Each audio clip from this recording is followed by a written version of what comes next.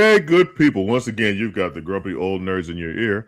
As always, I'm your Uncle John, your elder who knows too damn much about movies and TV and stuff of that order. Stuff that really has no bearing on my life as a grown-ass man. But hey, we all need a distraction right now because the world is fucked up.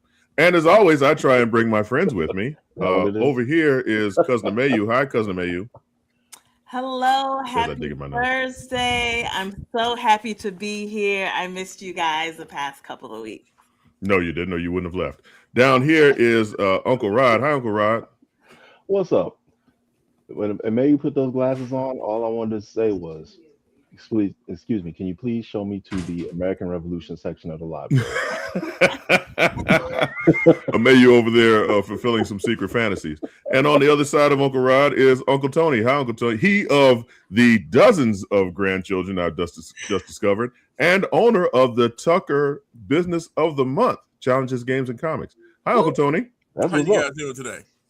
Yes, Uncle Tony is the star of the show, apparently. And behind the ones and twos is super producer Roy, who I'm sure will pop in every now and again. There he is. Hi, Uncle Roy. Out of the booth. Right.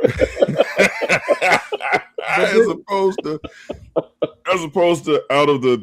Okay, we'll let that die. So, first up today, I wanted to discuss Is God Is, a film by Alicia Harris, which is that her name? I want to make sure that I have her name correct. Alicia Harris, who is actually the creator of the stage play of the same name. She is the director of this film. It is a revenge film in the purest sense of the word. Mm-hmm. And I wanted to love this film. I stress wanted to love this film. Cousin Mayu saw it as well. Rod or Tony, did you all get a chance to check this out? I did not see it. No. You did not see it. Okay. I did not see it. Cousin Amayu, please explain to me why you loved this film.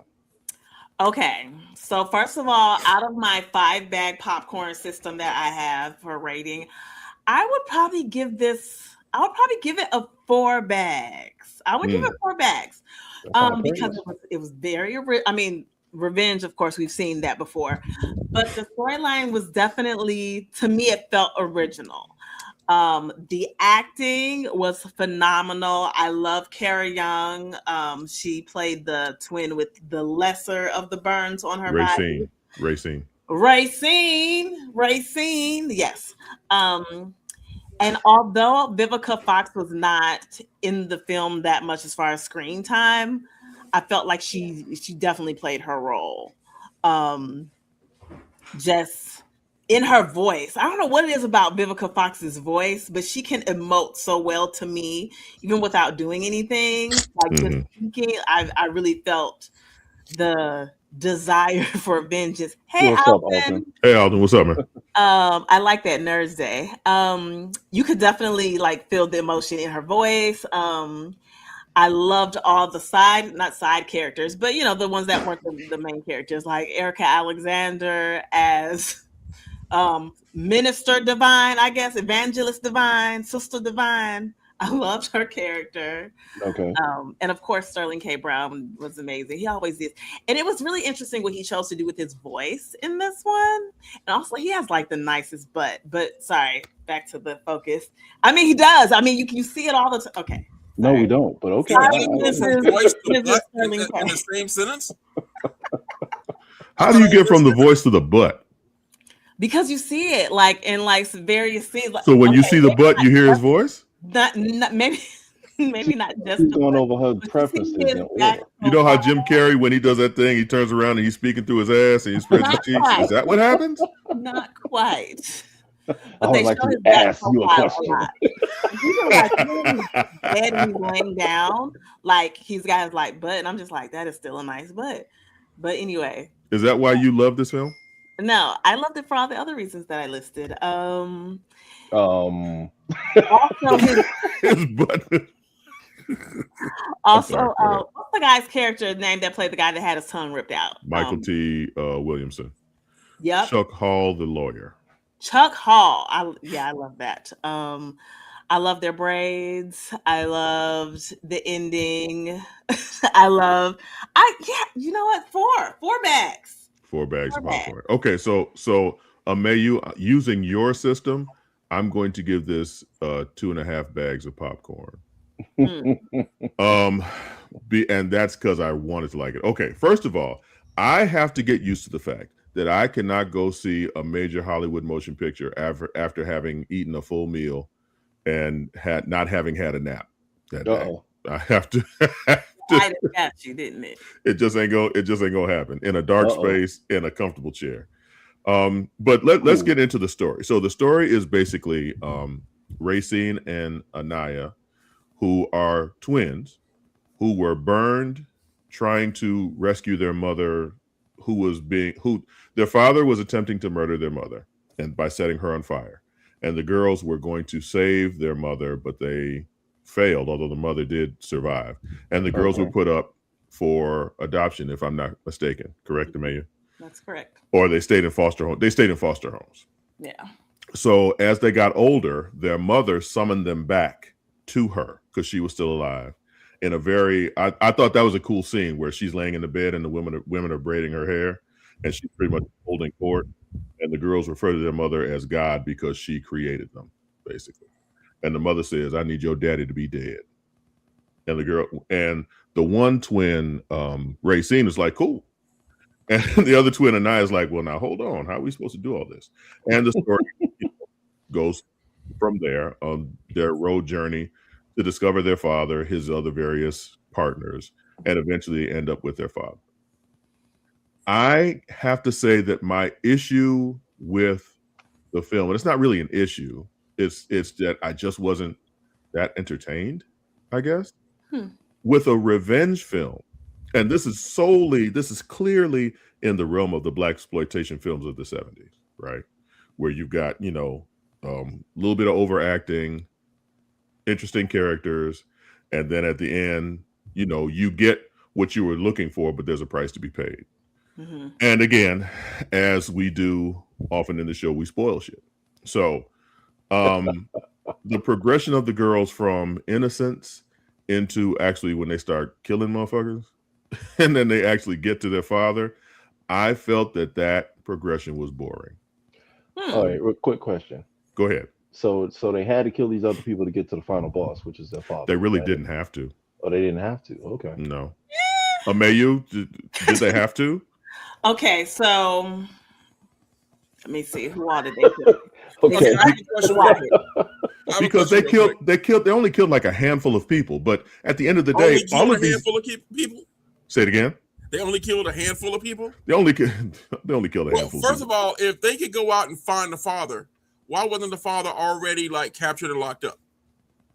Well, he actually got off in his case or whatever. For whatever reason, he ended up getting off, and he had a conversation with his lawyer, and the lawyer was like, maybe we'll be able to get you visitation with the daughters. And he actually expressed the fact that he probably shouldn't do that because he might want to finish the job. But you want to get rid of everybody. But go ahead. So no, so I'm okay. I guess I was talking about their progression and them killing people that didn't necessarily need to be killed. In one instance, they run into we spoil shit, and they kill. So Janelle Monáe plays one of his wives. His current wife. And they have two sons who are basically the opposite side of Racine and Anaya. Yeah, where the two sons are twins, but they actually get to live in a house with their father, and the father actually raised them. So of course, in true Three's Company fashion, there's some misunderstandings that go on, and the brothers think that their two sisters are strippers. Now, this is what I found disturbing. Right, Tony? That is exactly the face I made. Yes, both of you, Rod and Tony. That's the face I made when this revelation happened. Because the girls killed the mama, killed Janelle Monáe for no reason. They didn't. Janelle Monáe was actually planning on running away from Sterling K. Brown. She was like, "This is nuts. I don't like this man. He's evil. Okay, I'm leaving." Real quick, is Janelle Monáe in the voice and butt section too? I believe so. I have to agree. We can put her in that category too. Okay. All right, cool. So Janelle Monáe is actually trying to do the right thing and leave this toxic situation. Mm-hmm. She happens, just by happenstance, runs into Racine and Anaya, and for no other reason. First of all, Amayu, why didn't she just drive around them? Because she was definitely in her, how can I put this, white woman energy, and she was very present. And she was just like, I'm not gonna go around this. Okay. Because it's this long dirt road, and the twin girls are sitting in the middle of the dirt road, and it's just like, it would have taken nothing for you to take that really nice SUV and drive around them in the grass. Energy, huh? Yeah. But she was just like, you know what? I'm not going to drive past you two. You two, why don't you two just move? I don't understand. And that's supposed to be the justification for them killing her. Well, I feel like the straw that really, the stake in the heart for them wanting to kill her was they had an argument, and Janelle Monáe spit in the girl's face. That's true. Okay, well, all right, that's true. And I don't know about you, but to kill her, I guess it's gonna. But again, if you want to look at the root, now we can always cut the weed off at the top overground. But if you really want to get rid of the problem, you're gonna reach up underground and grab the root of the weed and get rid of it. She could have drove around them. She didn't have to stop. And then the girls explained who they were, and yes, it was very much giving Karen white girl. I don't care who you are. Here, you can take this, you can take that. Just I want to leave. Here's my necklace. Here. Right. Right. Like offering them money, just like, oh, just leave me alone, just get out of the way. And then verbal altercation, and then Janelle Monáe spit on him, and then Racine was just like, oh hell no, now I got to kill him. Oh, you spit? Pretty much. Yeah. That's literally the line. That's literally the line. So okay. The whole family is psychotic, is what you're saying. That's what it sounds like. Apple and tree. Well, you know, apple and tree. Certain circumstances. Oh shit! Justification. Will unfortunately yield certain results. That is justification. They talk about being in the foster system. Of course, not everyone in the foster system goes, through negative experiences. Mm-hmm. But the fact that they've been through at least 4 express. So you're saying this is a nature versus nurture situation? Yeah. So okay. So and granted, before all of this happened, they had other adventures and other musings with each other, wandering through the grass and walking and talking and shit. And again, I wanted to like this. From the trailers, you would have thought Erica Alexander's character was like super interesting in this film. She's on the screen maybe 5 minutes, says one memorable thing, and then she's gone. Devil, you ain't. Devil, you right. Ain't. And then we have a sequence where her son goes looking for the girls, and they basically lock him in a room, and you never see. I you know what would have made this better for me, Amayu, is if he would have come back later, and something would have happened with him. But it's just like, okay, we ran away from him, we locked him in a room, he saw us walk away, and that was it. It's just like, what was the point of that character? Help me understand. Like this film has a lot of inconsistencies. Yes. I don't feel like that's necessarily the case. With him, I feel like maybe he just didn't know where they were. Like, I know he was following them or whatever, but after, they escaped him or whatever, I mean, what more was there for him? I mean, I don't feel like there was no other point for him. We were on to the next part of the adventure. What happened to Monet's twins, the boys? Okay, well, okay, so I backtrack. I'm sorry. So they kill Janelle Monáe. They make it to the house. They walk up and ring the doorbell, and the brothers automatically assume that their father has ordered them some strippers. Because their birthday's coming up in 2 weeks. So 2 weeks. The best strippers daddy could pay for. So 2 burnt strippers. Burns over large percentages of their body. All right. So you've got 2 young girls showing up at your house, your 2 boys, and granted, 2 boys looking at 2 girls show up at the house. They're not thinking with their brains over their shoulders. So they were just like, they must be hoes. Come on in. So Hold up. We get a very uncomfortable sequence where the girls. I'm glad I didn't spend my time watching this. T.O. Yeah, T.O. I'm probably doing a really bad job of explaining this. T.O. What's up, Uncle I Percy? don't know, man. Hello, everybody. Yeah, How's what's up? everybody What's doing? up, Percy? What's up? So I'm probably What's up, doing P? a very bad job of explaining this film, but No, you're on point, John. But before you continue, I just got to show you somebody. You know, I'm with my attorney. I'm getting some paperwork done. oh Lord. Oh hey, Oh, hey, hey. how you doing? Hello. How are you doing, Mr. Moran and grumpy old men people? Fine, Grumpy fine. old man. How you I doing was there, June? enjoying your commentary, but I was hearing too many spoilers because I'm going to see the movie this weekend. Oh yeah, go away. You all need to about go see, what is it? I Love Boosters. I want to go see that. Please go see it. Yeah. Definitely. It wasn't my thing until I heard something like you all. It made me see it in a different light. So I think maybe this group might appreciate it. And I would love to hear what you all think about it after you see it. Okay. Well, that'll be next week. plan. Definitely. That'll be next week. Nice. All right. Carry on. All right. Yeah. Well, close your ears because you don't want to hear the rest of this. All right. Okay. So so this led to a very uncomfortable sequence where the girls who are strippers, who are pretending to be strippers, are stripping for their brothers and their friends. Right. Okay. So, You know what? I'm sitting in my seat. Huh? What'd you say? Bro, when you talk about what the movie's about and the premise behind it, that's not all that far out of bounds. No, it's not. Based on everything else you've been saying. It's still uncomfortable though. It's still like I was still getting the heebie-jeebies watching this shit. They were their half brothers, okay? That makes a difference. So Listen, that only makes a difference in the hub.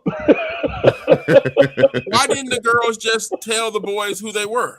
Because they were trying to tell your daddy that you think is a good guy and what you think they're gonna be like, oh, that's fine. Would you like to have dinner first and we'll wait for them to come home?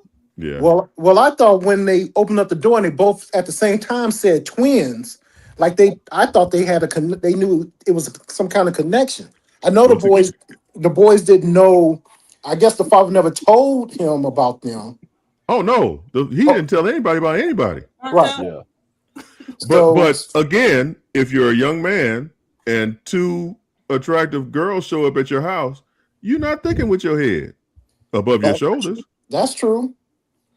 So I could understand why the boys automatically went there, but the fact that the girls, they saw that as their only way in. And then you have that sequence where they call in their boys like, hey, we got some hoes. Come on. But what ends up happening is that the girls end up killing the boys. Oh, of course. Why? Because they're men. No, I'm sorry. No, because she's so ugly. And that's already a trigger for her. Right. Crispy strippers through Afterpay. Oh my God. Right. There you go. Affirm. But the motivation being that the boys were no good because they were like their father. Right. And they had traits like the one big handsome one was definitely took after his father. And the other one that was a little bit more scrawny, he acted like, because at one point Anaya tried to save him from her sister, but then he turned and tried to kill Anaya when he found out what was happening. And then he got murked. And then so then he had to die. So okay, so all this death and destruction goes on. The father finally gets home. There's a sequence of, again, Three's Company-like misunderstandings where one twin is hiding and the other twin is presumed to be dead. And the father goes down the whole why I killed your mother thing. And he tries to pretend that he's empathetic to their situation for a little while. He tries to play that role. But then and try to play like he was a changed man and he was just a young dumb man, young boy. Oh no, he flipped the script on her and said, "Your mother pulled you in, pulled you into the bathtub," and she was like, "What?" So the sequence was the father set the mother on fire, and the father, did he knock her out and put her in the bathtub? Yeah, he choked her. out. He choked her out, put her in the bathtub, poured gas on her, and then lit her up. And then the girls were standing there watching. And he was trying to say, "Oh no, your mother pulled you in with her," as opposed to them trying to help her, right? Because he claimed he tried to help, but then Yeah. he couldn't do anything, so he went outside. And then they showed it. They showed it where, just like in the beginning, he didn't run outside. He walked to the door and lit up a cigarette and just said, "Oh well." Right. Yeah, Burn, He bitch. obviously didn't try and get his girls out. Yeah. Right. Yeah. But he's trying to make it look like, oh, I just wanted to get your mom. My bad, y'all got burnt up. I'm a good guy now. But as most leopards do, he actually showed his spots. And there's a fight sequence that goes on, and he actually ends up in the bathroom in the tub on fire. And then the girls, as most heroes do in these films, the villain has been vanquished. They look at each other, and then they turn to walk away. And then he reaches out and grabs Racine and pulls her into the tub. So she burns. Which I think is bullshit, because the sister just stood there like, and I guess she was probably traumatized, and she just like, what. But I think she could have saved her. But I'm just that's just me. Dude, this movie was all over the place. Gunn is a lot more efficient. But not as poetic. But did you like the girl should have died, both of them. The whole I mean, if you throughout the movie, you kind of see that Racine is the edgier of the sister, the one who's immediately like, yes, let's kill him. Yes, honestly, she got her daddy's traits. Let's put it like that. She had her daddy's traits. She did. And the guy mentioned that, the lawyer, he was like, yeah, you have his eyes, but here's the information. Good luck, Yeah. So, Amayu, I ask again, because I just, and Percy's not here now too. I just didn't find, like, there's a lot of time spent. Hey, Nicole. There's a lot of time spent in this film where the girls are talking, right? And they're, downloading of information and so on and so forth. That, excuse me, that dialogue didn't do shit for me. You know what I'm saying? Like there's like the mental thing, because for the y'all who haven't seen it, like there were moments where the sisters were communicating without saying anything, and of course that was funny. That was funny. Where one would look at one, and then they look at each other, and then you get the girl. You'd have the subtitles pop up while they're silent. They're not speaking to each other, but they give each other a look, and one subtitle, girl, and another subtitle, girl, I know. And that, you know what? That was interesting. Them actually talking to each other was boring as fuck. So through the exposition, you don't get any character development? I feel like you do throughout the whole thing. And I was going to say, you had to get something. The spoiler alert about the baby. So the twin that survived was actually pregnant.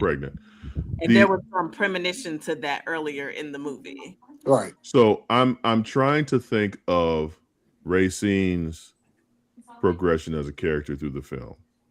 She was always the one. There's a scene at the very beginning of the film where the twins are sitting on a park bench, and some boys or some other kids are teasing them. There's a bat laying in the grass. Racine goes and picks up the bat and goes to commencing to whooping their ass. Right. And they're little girls. Right. So I'm trying to think of the character progression from that scene till the end when she's brought into the tub. And there's really, tell me if I'm wrong. She was always a stone cold killer. She's always defended her sister. Yes. But there was little sub things. You knew she had some issues, because she's like, I was at this foster home. I couldn't even walk down the stairs because this man kept looking at me, smacking his lips like, right, I'm about to tear this up. And then it was she said certain things that you could tell that she was going through some stuff. And then when they got into that big argument, when she kept saying, I keep protecting you. I'm the one who protect you. I got your back. And you sitting up here every 2 minutes trying to be Miss Goody Goody Two Shoes. You gotta have to wake out of that shit and come on and be with me. But at the end, of course, she came around to it, but it took the whole movie to get to that point. So which I'm cool with. I don't mind that it took a long time for it to progress. I just didn't find the road to getting there interesting. Well, you know what it reminded me of? And that's why I said in my comments, it kind of reminded me of Kill Bill, where Yeah. you had this. You get into the whole point is you go through all these characters to get to the main bad guy, and then of course the whole purpose is to take that main bad guy out, and that's what this movie kind of reminded me of. Instead of just having just the one girl going around killing people, you had two girls going around killing folks to get to the main character, and then of course the whole I changed and then of course he got the rock with the sock and away from her and then the next thing you know he pimp slap her and then That poor sock and then saw gonna a whole say lot of blood. and then gonna say, yeah, I should kill your ass, but you got my grandchild, so since I don't got nothing else, I got nothing else now. Since you killed everybody, I'm gonna get this grandchild. So the difference between a Kill Bill, which also had Vivica Fox in it, if you will, a difference between this she was the first one. She was the first one. She's the first one to die. Yeah.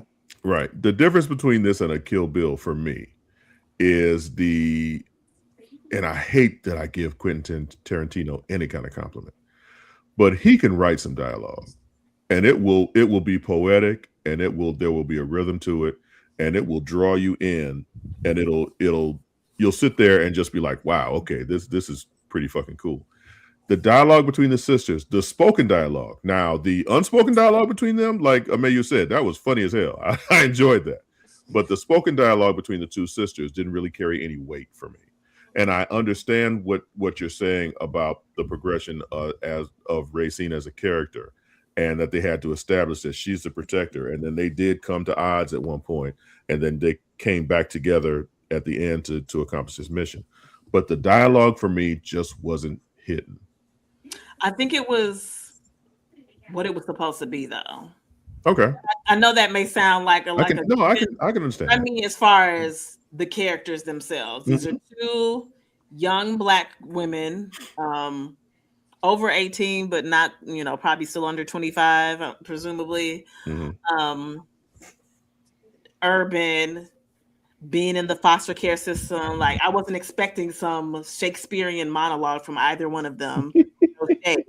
But a plague upon both your houses. Man, that's what I wanted. That's what I was craving. And again, fuck Quentin Tarantino. But if nothing else, he can give you some dialogue where you'll have Samuel L. Jackson as Jules spewing some bullshit Bible verse, and you'd be like, "Ooh, wow! Imagine that."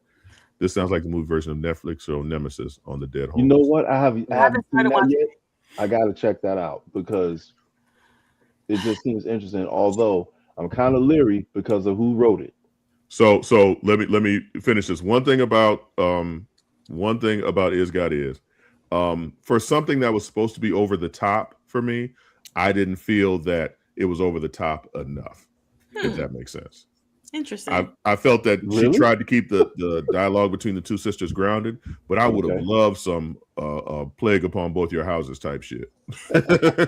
So that's just me. Is Quentin racist? Why don't you like him?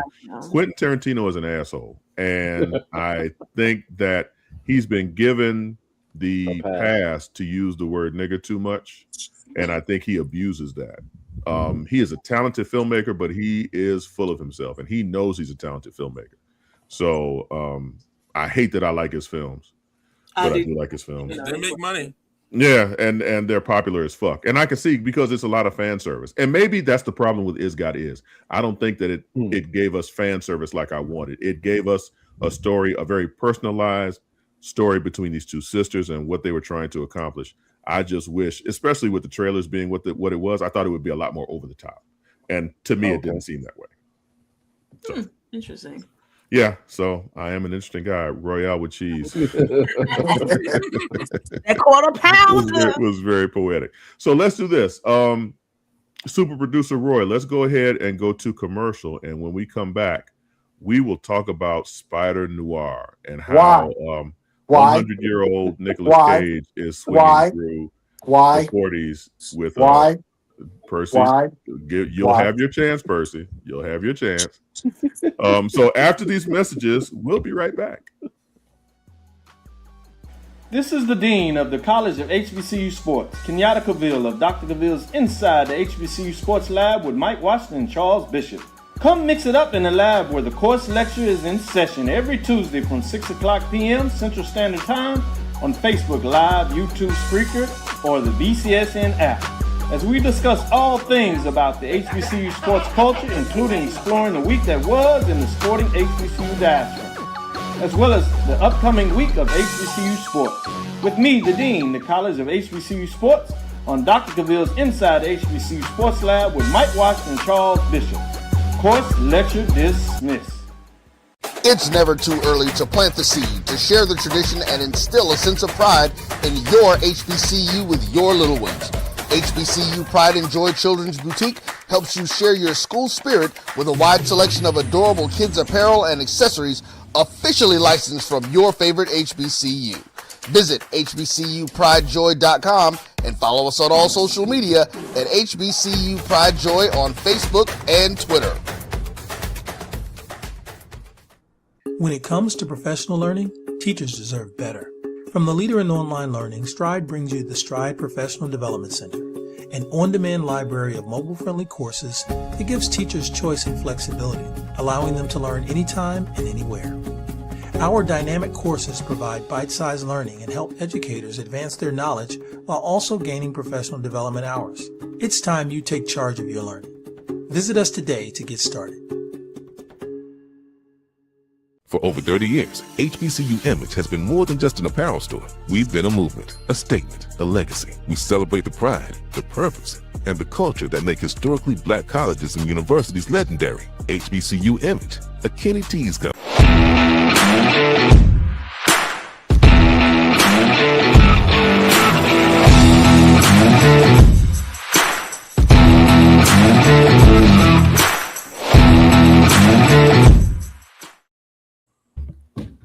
Oh wow! Look at this. Oh my! So Tony, wow, this y'all is popped that up, really? This is your entire tribe, Tony. Damn, there's a lot of motherfuckers in there. I gotta be mother effers. I'm sorry, there's a lot of people in there, Tony. So once again, we're back. Hi, I'm Uncle John. Over there is cousin Amelia and Uncle Tony, and down there's Uncle Percy and Uncle Rob. So Amazon Prime has given us a live action version of Spider Noir. If you have seen the Beyond the Spider-Verse films, you will know that one of the many Spider-Men from the multiverse is Nicolas Cage old ass. I've seen the first three episodes. Clearly Uncle Percy has watched some of the episodes. Rod, Tony, and Mayu, have you seen any of them? I'm up to 5 right now. Okay. Tony? I haven't seen it yet. Okay. So Rod, let's start. I mean, what we're going to talk about from week to week, so I don't know what to watch. Tony, you know what? Tony, you know what? You know this shit comes out like 5 hours before the broadcast. And there's Uncle Roy. Okay, so Uncle Rod, come on, let's hear what you have to say. All right. Okay. I'm still now. This is a little bit of my own personal opinion on this, right? I don't know why this particular version of Spider-Man is so popular. Excuse me. I know he kind of got a lot of run in the Spider-Verse films, and Nicolas Cage did a great job of voicing him, of course. But I don't think I would. I don't know if I was the one to have a noir detective film set in the 40s with a 40s Spider-Man. It may float other people's boat. It didn't really hit. It hit all of the detective noir notes, not so much the superhero notes. It's like they kind of mix the two. Yeah. And they kind of fall short a little bit in some areas, but I think the story is pretty layered. Okay. The action is cool. Okay. Right. They got like a little 40s version of the Sinister Six going on. Got it. Right. But again, I guess I guess with me it doesn't resonate as much to have my superheroics mixed with my detective noir. So is this something that you would recommend? I think people should watch it and form their own opinions, because there's some people, because there's people who like superhero stories, there's people who like detective stories, right? Okay. But the superheroes came from the pulp detective story. I know. That's what I was getting ready to say. And especially people like, that's how Batman first started. It was pretty much a detective, right? So they had noir stories. With this though, it's I don't know, man. I guess it's too much of one and not enough of the other. Or there's elements missing of one that doesn't make it blend as well with the other one for me. So is this done by Sony? Huh? Is this done by Sony? Yes, of course. Yeah. They did it to keep the rights, of course. But all right, so would you say this is something decent that Sony's actually done? I was gonna say this is the decent thing that they've done to keep the rights. I'll definitely say that. The one good thing that they've produced they've done with Spider in the title. Right. Cage wanted to mix the two and felt it was more artistic. Okay, cool. Okay. Okay, Uncle Percy. Forgive me, Rod, but I can tell Uncle Percy's about to explode. Go ahead. I'm not going to explode. I only saw the first 2 episodes, and I'm still on the fence. Okay. The only thing I like about it gets better. The only thing I like about it so far is there's no his story basically the same when it comes to Uncle Ben, with great power comes great responsibility bullshit. At least a chick died, and now he's all out of place. But that kind of thing. I was like, okay, it's different. That's a little different. And he, instead of him, you don't get that origin story. You come at the back end of it where he's okay. I'm giving up being Spider Noir. I'm gonna just be a detective kind of stuff. But then every blue moon, from the first 2 episodes, this 40, he acts like he's damn near 90. This 90-year-old man, because he can't even walk up the goddamn stairs. Sometimes shows his powers and sometimes he don't. And then of course I saw the second one where of course he fucked up, saving the crime boss. But that's where I'm at. But I'm still on the fence with it. I'm still saying, like I've been saying for the past couple of weeks, I'm scared about this goddamn Spider-Man movie that's coming out because they keep doing this shit. I don't know. They hype this shit up, and then we go watch it, and I don't know. Well, something has to give, and I'm scared. I'm really am. What I always go back to what Tony says with the comic books. Everyone says they want new characters, but the only stuff that sells is like Spider-Man and Batman. And it's the same shit that sells. So they're going to keep giving you different variations of what sells. And that's fine. All I'm saying is, what you saying? It has to be better. It has this stuff got to be goddamn better. Now I just sat up and watched goddamn Mortal Kombat 2. I'm there and want to pull my eyes out. I'm like, what the hell is going on? I'm like, and like I said, this is something about these hero movies, these superhero movies right now, those TV shows. They don't have that spark, and I don't know what's going on. Let me say this before I give my review. I want to give myself a fatality. Right. he wanted to pull his own skull out of his head. There's something, I forget where this is from, but I heard someone mention this. It was someone on social media. They said that they don't make these comic book or video game movies for the fans of the comic books or video games. They make it for the masses. Yeah. Meaning that it's not going to have the shit that we like. It's not going to have the shit that we enjoyed, which drew us in the first place. Yep. They're making stuff hoping that it appeals to everybody. And the money. Right.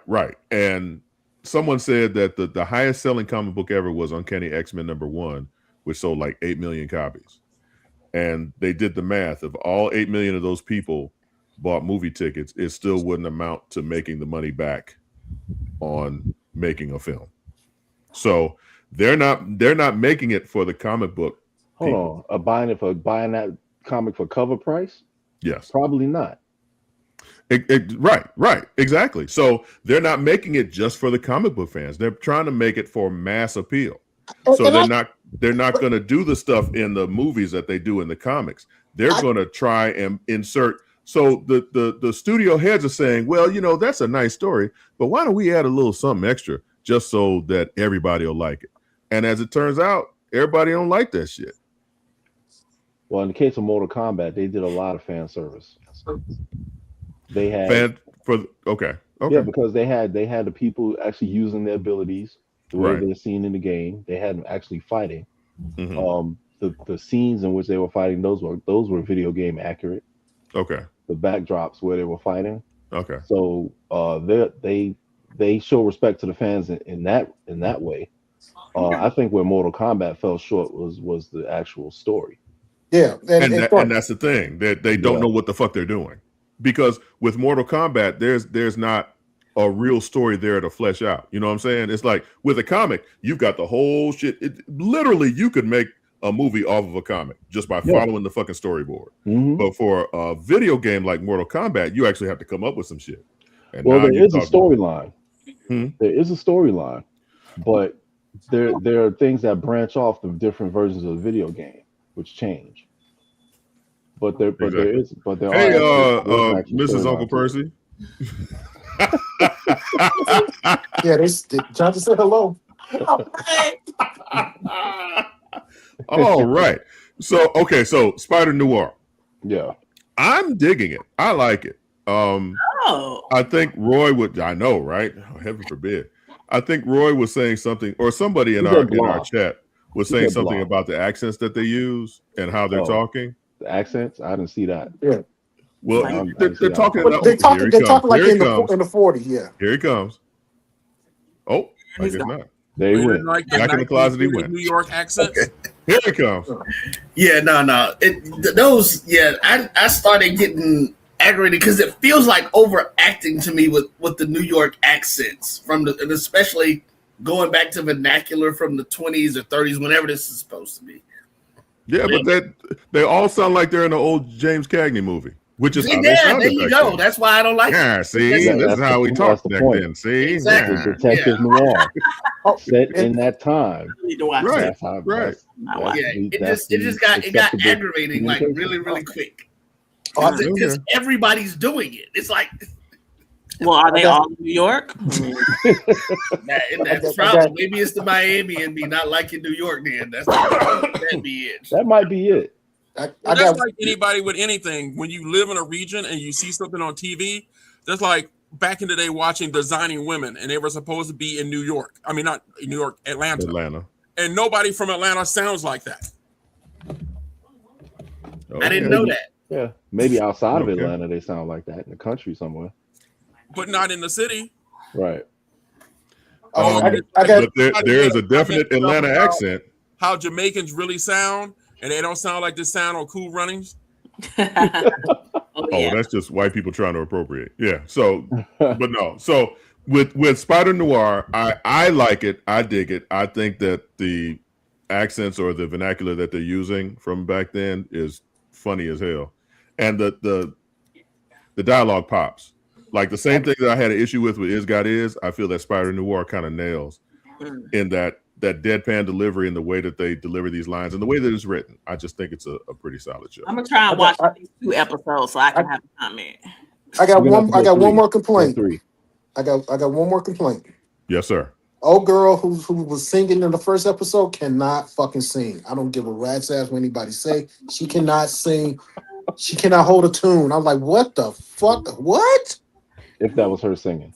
That was her That's singing. What I was gonna say. I don't think that's her. Whoever was singing need to go back to wherever they came from. Okay. It was terrible. That was some terrible singing. I don't know what they were thinking, because that even don't sound like it was from the 20s and 30s. The way she was singing. Yeah, not at all. The singing was terrible. What it is y'all are used to hearing stuff from the 20s and 30s from Harlem, not from the white jazz clubs. Well, they need to stay where they at. They need to go. They need to go find somebody from the Apollo then, because they need to. They screw that up. That would have been the Cotton Club. Even when we watch those black and white movies and they got singers, and players, they're usually black. Yeah. Because that's the only thing they'll let a nigga do. I was gonna say it sounds like whoever is singing that song is black. So I mean, maybe it's just me. And this is in the first episode. It was in the first episode. They have the premise is the premise is oh, that's one thing that bugged me. His name is Ben Reilly and not Peter Parker. Where in the Spider-Verse films, he's Peter Parker. That kind of bugs me as opposed to is it? Reilly. Yeah. Yeah. So that bugged me. But different universe, live action. Well, no, it's supposed to be. He's supposed to be Spider Noir from the Spider-Verse films.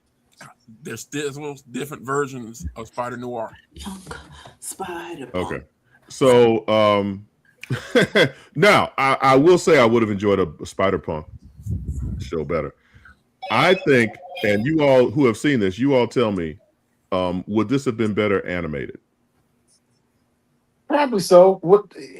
Anything's better animated. Damn. Fuck human beings. You don't like real people. Yeah. No, I like real people. It's just like I said, these past couple of shows, I'm like, fuck it. Just do an anime and call it a day. Well, the reason that I say would have been better animated is because I find it hard to watch Nicolas Cage and a very obvious stunt double.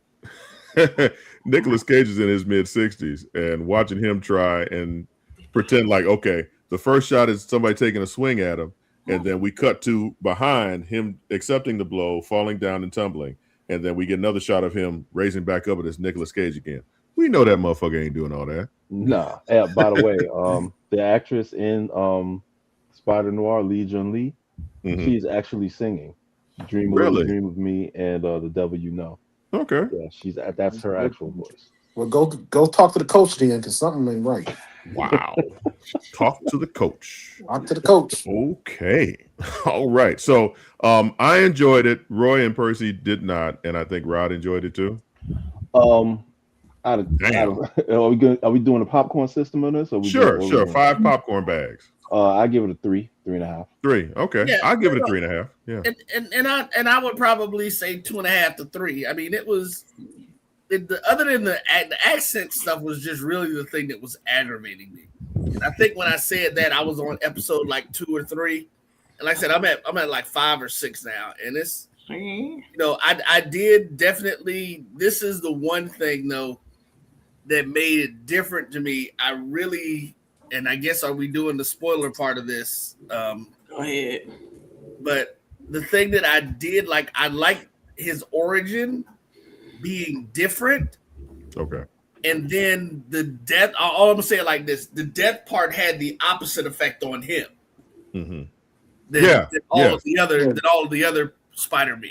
Yeah, his girlfriend dying. He was like, "Man, fuck this! I ain't doing this no more." With no power goes no responsibility, so I ain't got to do shit. So I just won't be Spider-Man no more. Yeah, so I mean, this is what the accent is just aggravating to me. So see, he doesn't like how they talk. See, see, yeah, you nailed it. Bro, I think I'll finish the show. See, just like this. See, Okay, Percy, 5 popcorn bags. 5 popcorn bags. See, what would you rate it? See, I'm at 2. I'm at 2. 2? Okay, we'll accept that. All right, so let's go to our trailers for the week. Highly anticipated X-Men 97 season 2 is coming to your TV screen soon. Percy, you worried about this?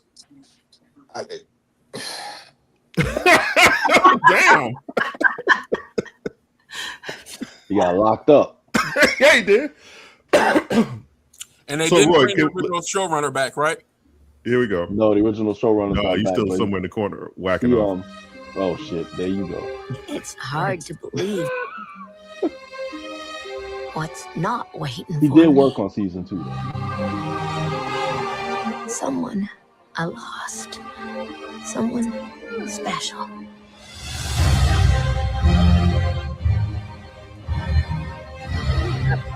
The X-Men are scattered through time. In the past, from the start of Apocalypse's reign. Okay, so we have Apocalypse and the height of his rule. The X-Men I must strike them at their most vulnerable. The 1990s. The At least buy me a 90s. drink first.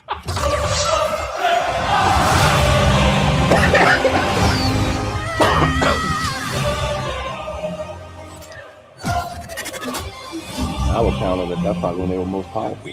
I must. X-Men back We got to get the X-Men back. to the 90s. You fight a battle that cannot be won. We got to get the X-Men back to the 90s. Cannot be stopped. And somebody hand me some watermelon. Yeah. It's about everyone. So not only does Bishop look like Nick Asher, he has to sound like him. It's the beginning of time. Solid as a rock. Pieces of tomorrow. We stand together, right here, right now. And vocal? Believe in the Okay. X-Men.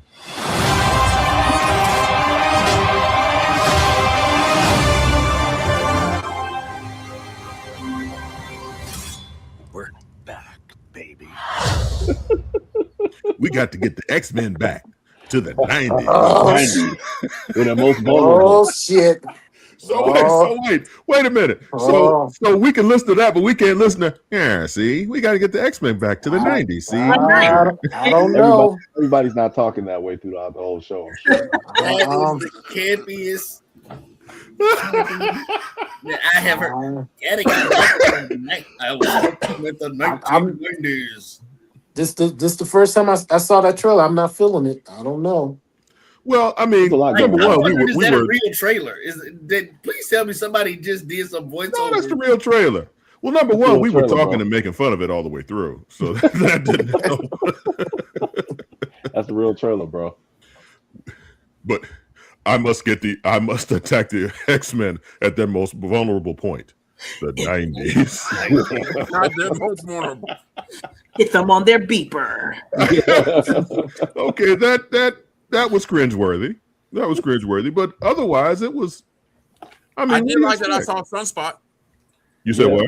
I like that I saw Sunspot. Oh yeah. Yeah, exactly, Alton. Let me put these pouches on real quick. Oh man. So how do we feel about they fired the original writing team? Yeah, T.O., the original showrunner, got fired right after the completion of. He was in the middle of working on season 2. He got fired after season 1, but just before season 1 came out. Why did he get fired? Playing with himself. To be honest, I don't know, but according to Marvel, they said it was some questionable social media posts and other stuff. Oh. Okay, so in spite of all of that, right? I think it's universally agreed that X-Men 97 season 1 was pretty solid. It was awesome. Right. Yep. So looking at this, all of the cringeworthy dialogue put aside, are we excited about season 2 coming July 1st? I am. Even though I don't think it's going to be as good as 1, I am excited to see it. I think that the difference is going to be evident in terms of the quality of the show running, but I still want to see it because I want to see the story continue, and I want to see how many of these characters from the 90s they're going to cram into this season. Oh, every fucking body. You can believe that. Because I saw like 5 or 6 different world-threatening or reality-threatening villains just in a few seconds. Yeah. And you know, X-Men is supposed to be the most vulnerable in the 90s, but I think on that team they had like 4 Omega level mutants at one time. That's what I'm saying. Like the 90s, they were most vulnerable in the 90s. Okay, because he made the show too much like the comics.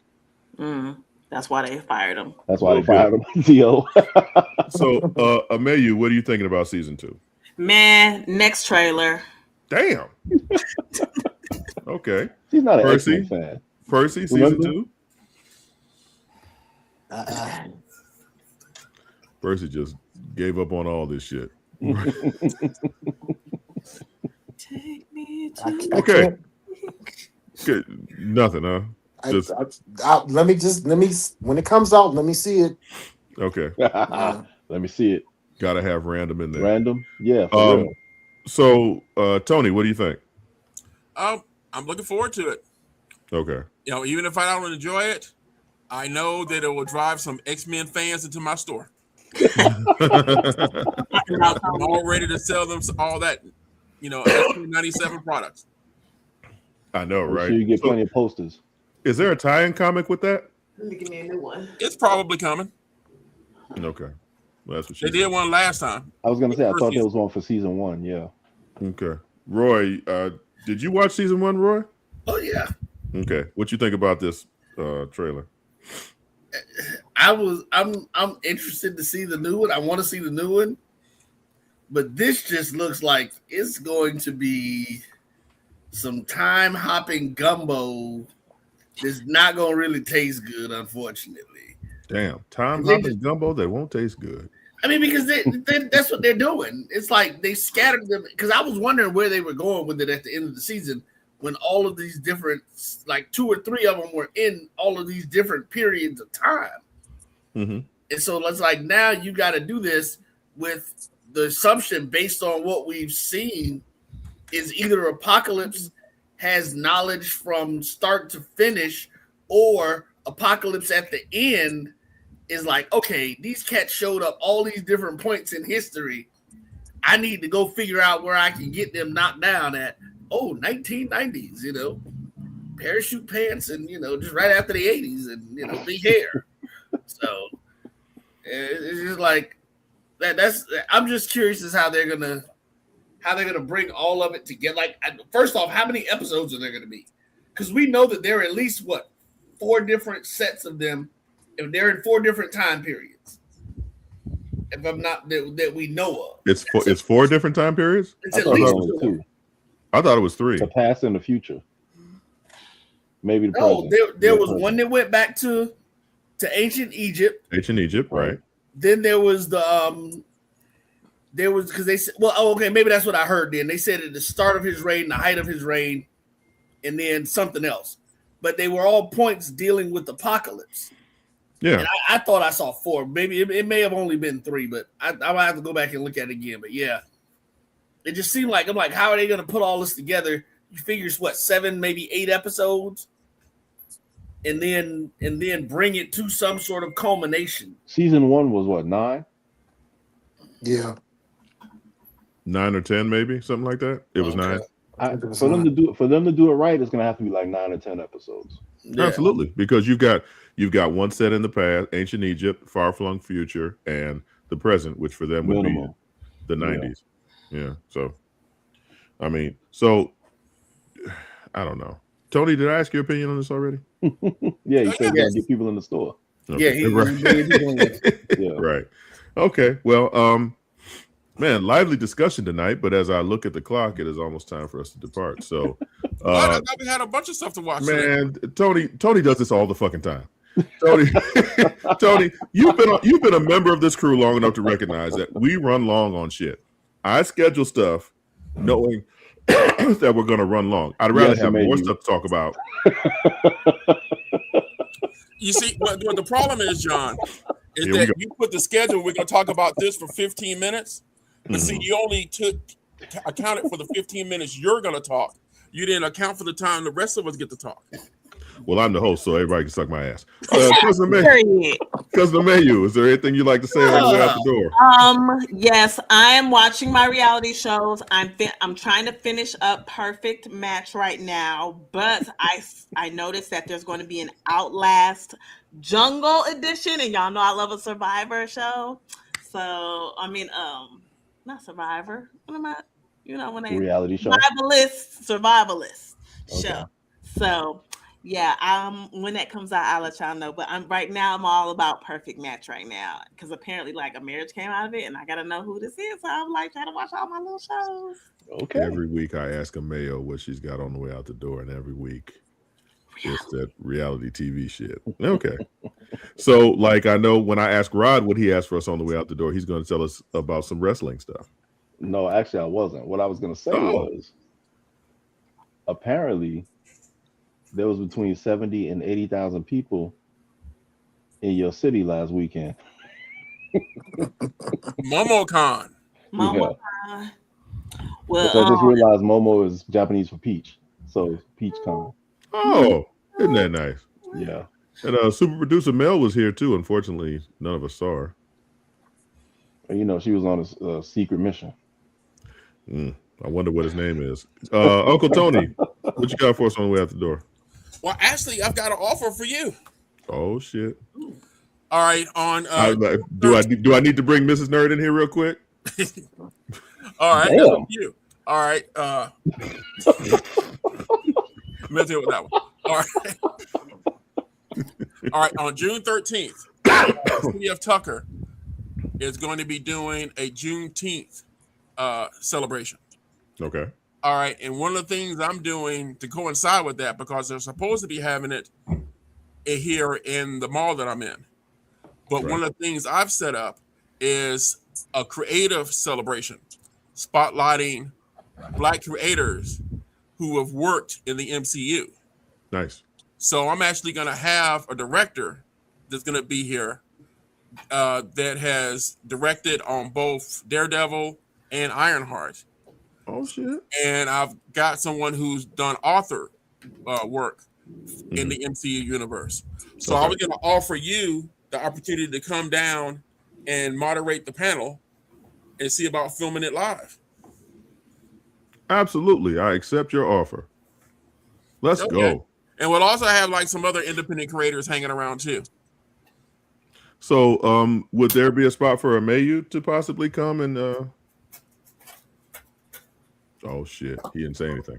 Okay, so what do you want to do? Y'all want to like tag team the people? You know, what y'all want to do? There was a pregnant pause. I was like, "Oh shit! Did I fuck my own shit up trying to bring her on this?" We can double team them, me and John together. Remember, we filming this, so okay. Excited as hell. We filming it, okay? Yeah, Roy, you should come on over, man, and like film it live. Okay, Uncle Percy, anything on the way out the door? Yeah, I'm your nerd shirt, Amayu. I'm gonna risk it and go see Mandalorian and see that Star Wars movie this weekend, I guess. You know what? I want to see that too. So let's talk about that next week. Mandalorian and Grogu. I actually enjoyed it. I actually enjoyed it. What about the back rooms? The back rooms, that comes out tomorrow too, doesn't it? Yeah. That's a lot of shit. Oh fuck. Okay. Go see back rooms with me, please. Thank you. Did you see the did you watch it on YouTube? What, back rooms? Yeah, because you know, is this the kid who he was doing it on YouTube and now he made the movie? They said the YouTube version of it, you need to see that before watching the movie. Okay. I'll check that out because that's free. Okay. Uncle Roy, anything coming on the network? Well, you said they're doing this on the 13th, Tony? Yes. Well, apparently we're going to be in Tucker on June the 13th at Challenges, Games, and Comics. Nice. I know I have an event this Saturday, but that's fine. It's over in Kennesaw. So I can do this. Just give me the times and stuff. We actually will be getting ready to do some stuff with the app launching. Oh, Amayu, I need to send you and John an invitation. Actually, I need to send both of y'all something. For next Monday, the next couple of Mondays, we're going to be doing some things. Getting, as they say, in different areas, getting the bands back together, getting ready to start some stuff. As we get ready to start moving forward with things for the network, we will officially relaunch the network August 24th. Well, actually, apparently some game stuff has changed, so it actually looks like it's going to be August 29th now. I got to go back to the schedule. Well, let us know when you know the exact dates, and we'll make sure we pump it up. Yeah, so no, we'll do that because we're going to be doing some. Our Urban Passport is returning, and how many of you know what the Green Book is, or knew what the Green Book was? Yeah, absolutely. I'm familiar with it. I wasn't around when they had it, but yes, I'm familiar with it. We're probably old nerds, not ancient nerds. Yeah, the Urban Passport is the evolution of the Green Book. So we're going to be getting ready to put that out and do some stuff with it. So y'all, we got some stuff coming. Sounds good. All right. Well, that's our time. Again, I'd like to thank Cousin Mayu, Uncle Tony, Uncle Rod, Uncle Percy, Uncle Roy being behind the ones and twos today, and a special cameo from Aunt Julie. And again, I'm Uncle John. We're here every Thursday, kinda, talking about stuff that doesn't matter in the real world, but hey, it's a pleasant distraction. We will see you again next week. Night night.